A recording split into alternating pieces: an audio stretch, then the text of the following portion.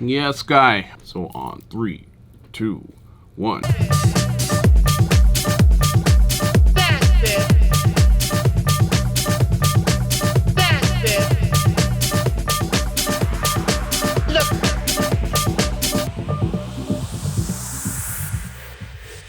What's up, fam? It's your boy Demuir here, purveyor of all sounds underground. Thank you for joining me on my YouTube channel today.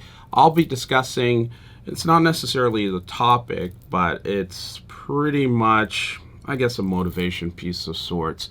Things I would love to have heard when I was getting into this game of the music industry or underground electronic music industry, which is to not give up. Don't ever give up. But I'm going to get into the details of why that is.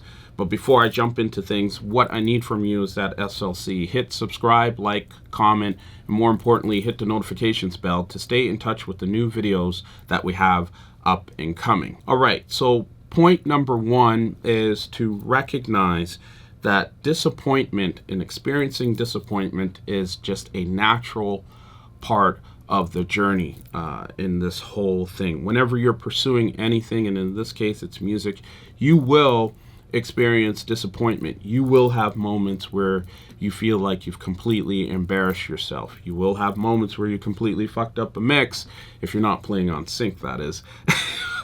and not to say that I want to get into that debate right now. I'm just saying you will experience disappointment in varying degrees, and once you accept that, hey, this is part of the journey, you will not get into these crazy conversations in your mind about maybe I should just quit or it isn't for me. It's actually ridiculous to quit at the first sight and experience of disappointment. All right, and point number 2 is you'll find yourself in situations where you need to stand up for your values, and sometimes it means not saying yes to everything, not necessarily putting out tons of music everywhere, and sometimes it actually means turning down opportunities.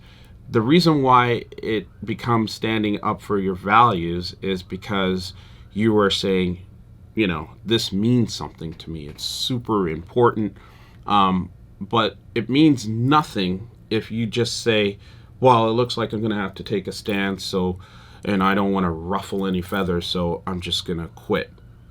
Because when you quit, it takes away the value of you standing up for something that you believe is right. And more times out of none, I could say that a lot of people will respect you more for standing in the integrity and truth of your values. Point number 3, I've read this in a few books, and I'm just going to say it as is because I say it to myself sometimes when, you know, I face these situations, like I'd mentioned in the first 2 points, which is a quitter never wins and a winner never quits. I'll say that one more time.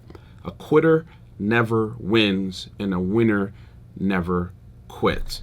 So the moment you decide to quit, it's all over. So forget about everything you've done before. But winners do not quit. They just keep it moving, even if it means a little bit of temporary defeat in that moment. Point number 4, it's always better to step back, recoil, rethink than to quit. Because when you have moments of disappointment, things that are not going your way, because it is a part of the journey and you now understand it's an integral part of the journey, you just simply default to quitting not being an option. And rather than quitting, you step back and rethink some things. And I faced this several times. Like the pandemic is a perfect example of this.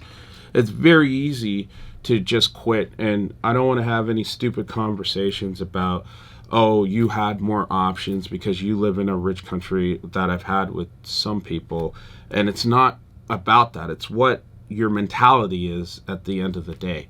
Because the moment you decide, hey, I'm not going to quit, I simply need to step back and rethink things, and it might actually mean that you stop this stuff for a while, it's fine, but at least you're not quitting. There's a huge difference there. And more times than not, when you step back and rethink things, you come up with other unique and stronger solutions, and you find that, hey, if this disappointment or setback didn't happen, it wouldn't have put me in this place where I am today.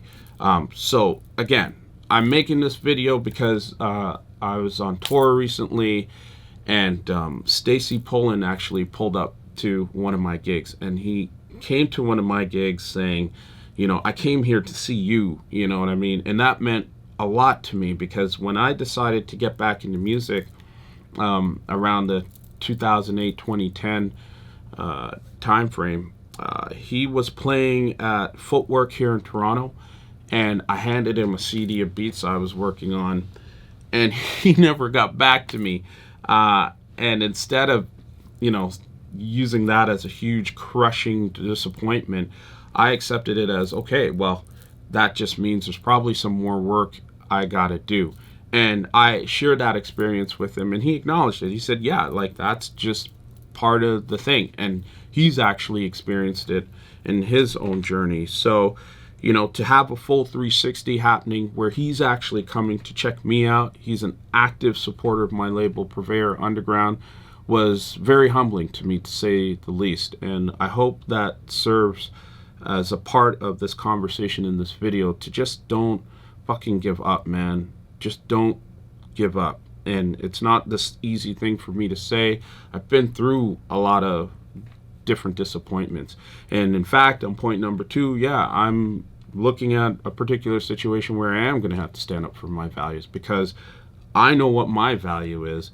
And if you're not reinforcing it, and if all you're going to do is simply quit because you don't want to stand up for your values and the person you are, or recognizing the investments you've made into this thing as a part of your journey to do this with full passion and effort, go ahead and quit. But if you know you did this thing for a reason and you're digging into your why, stay there. And if you need to go back and rethink things, do that. But just don't fucking quit, man. It's absolutely worth it in the end. I think I'm going to end there. That's about it. Much love and respect to you. It's your boy Demuir. Peace.